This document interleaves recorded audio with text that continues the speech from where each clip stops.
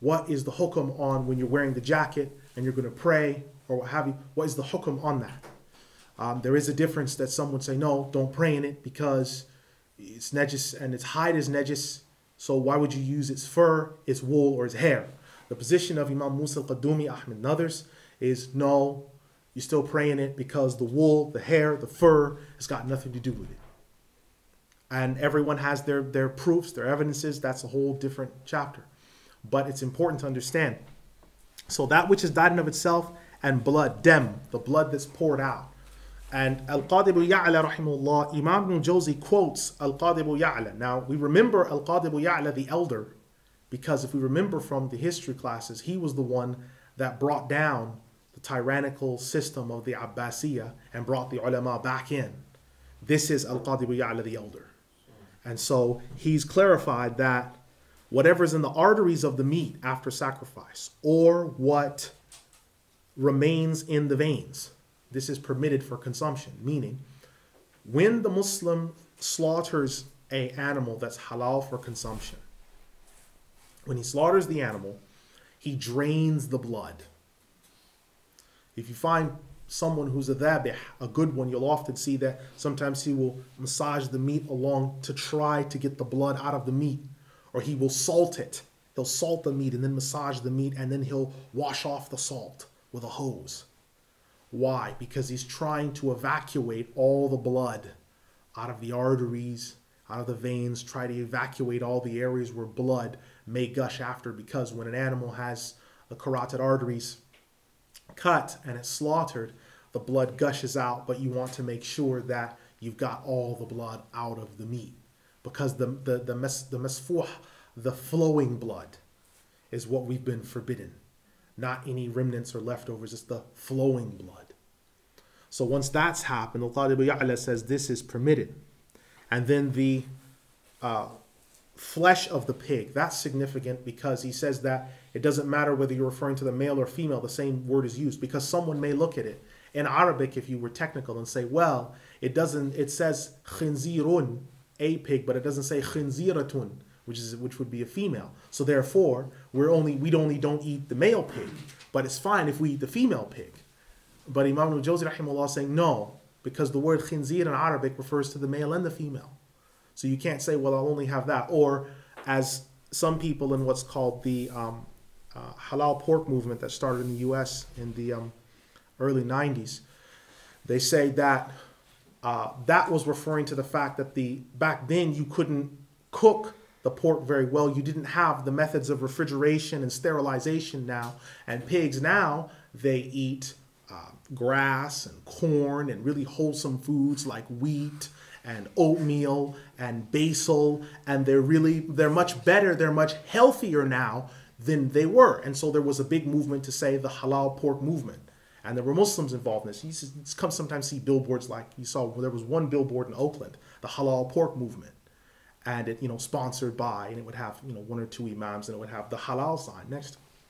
And it's funny from one point, but really quite blasphemous from another, because the misreading and misinterpreting ayat, and said, well, it says there the laham, and then some of them that were the more moderate, that were one of the more, I suppose, how would I say, the more strict adherents to the halal pork movement would say, well, no, we don't eat the meat of the pig, but if there's pig droppings like pork scratchings or cracklings, we would eat them because that's just the runoff, but we don't eat the flesh of the pig. So from them misinterpreting this ayah, there's all these other things that have happened, right? In addition to this, there also comes this argument. There is a well-known dispute among the fuqaha regarding trace amounts of a haram item in a halal item. All right? This is a difference of opinion that exists. I'm saying this to you because it is true. So when we are talking about animal rennet, for example,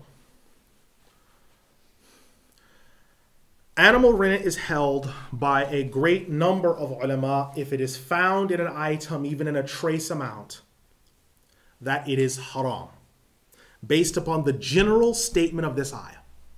So even if it's a small, even if it's a trace amount, it's indiscernible to your taste. If you were to eat an item that had a very trace amount in it, your brain could not register the taste of the pork, but that is irrelevant because it is a small item and it's haram that's gone into a large product, like cheese.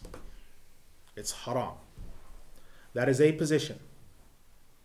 And it is erstwhile and steadfastly held to by the vast majority of Hanafis and a sizable throng of Shafi'is, based upon these general ayat and others.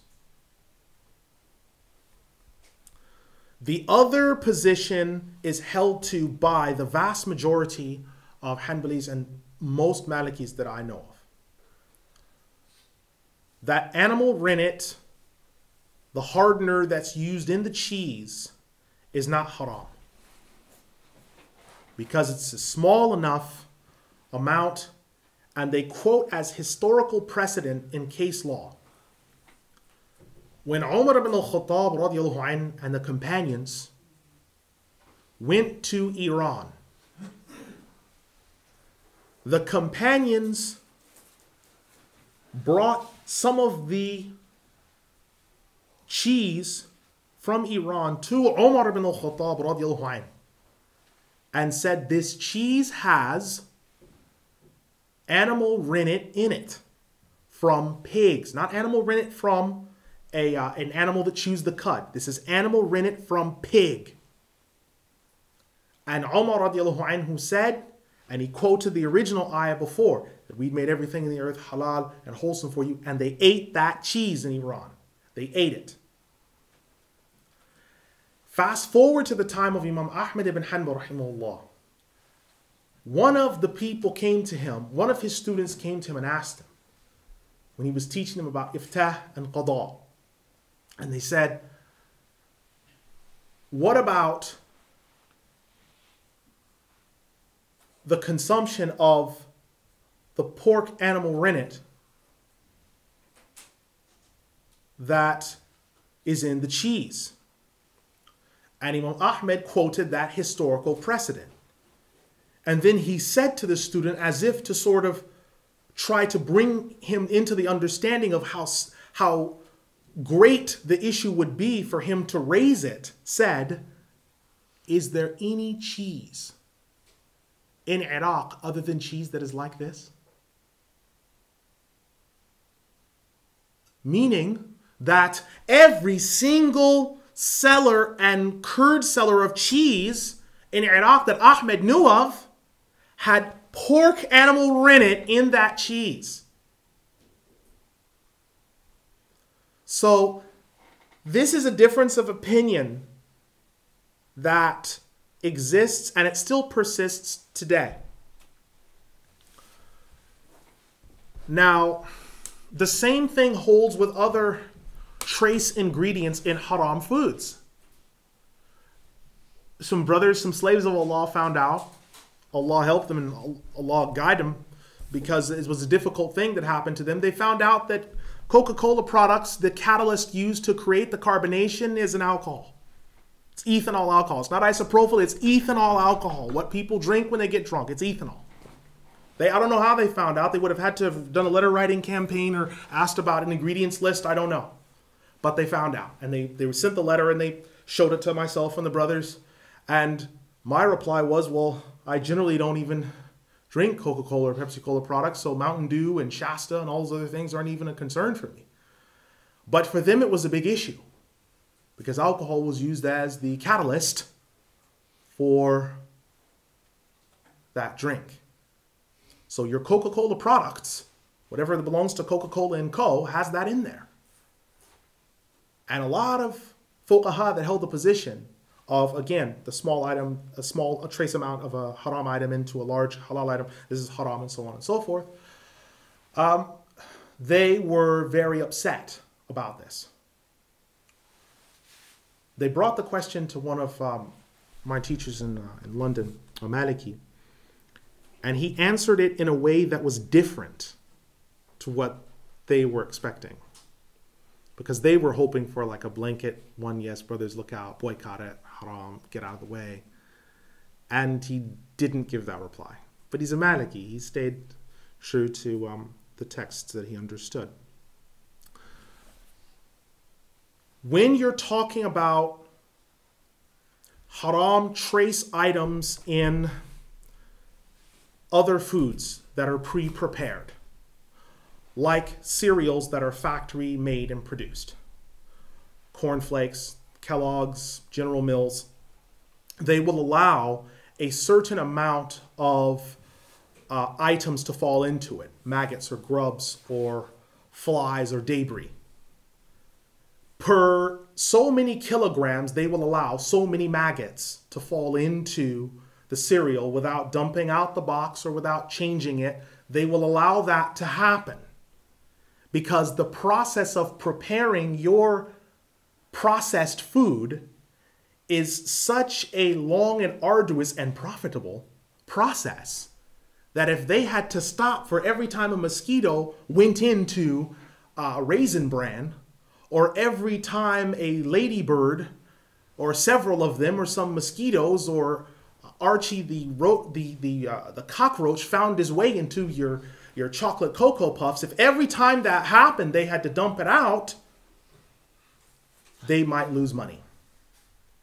So they don't do it, and they allow it to go out. So if you look at a 500-gram box of cornflakes, and you look at the bottom, you shake it all out, and you look at the bowl, that pulverized dust in the bottom, and whatever's interspersed and cooked with the flakes will have that in there. Now you have to make your own decision. I'm telling you this because there are brothers who faithfully do, and they are pious, and they're convicted brothers that faithfully hold to the position that if it's in there, it's haram. And I know that some people have deep convictions that that's the case. So it's only fair that I explain that. The same thing with bread, that there may be mono and diglycerides in the bread, which are taken from enzymes from pork that are flavor enhancers in the bread. Mono and diglycerides. And so you have people buying their bread from any local grocery store, and they've got mono and diglycerides in the bread. Is the bread haram? Well, I don't know, because it depends on what position that you're taking. Depends on what position that you're taking. Then you start talking about yogurt. Some of the curds or some of the enzymes that go into the yogurt are some of the enzymes in some of the yogurts, like onkin and others, are animal. Now, what's the origin of those enzymes? Is it pork or is it halal? And even if it is halal, how did it die? If you get really heavy into it, there's a lot of khilaf on these issues. Some of you that have enough salt and pepper in your hair, remember when the Muslim food guide was released and how some believers ate less upon the release of the Muslim food guide because of how much was listed in there that was haram for them to consume. Those brothers that did the Muslim food guide and a lot of those other small tracts and booklets that you read, they are the brothers that hold the position regarding the animal rennet and such being haram. But I'm saying it's not the only position, so when you see brothers and sisters arguing, try to break up those arguments, try to be mature. The final point before we move on from here is another one. With regard to the animals, humanity, eat from that which is in the earth, halal and wholesome for you. Do not follow the footsteps of the shaitan. Indeed, he's a clear enemy to you. Surat Al-Baqarah, ayah 168. Okay? Everyone's agreed on the land animals. A difference occurs when you start talking about sea life. I'm going to quote this as swiftly as I can.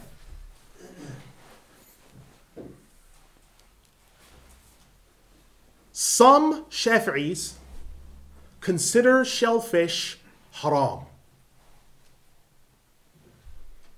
And bottom-feeding fish, some Shafi'is consider them haram. Some. very small number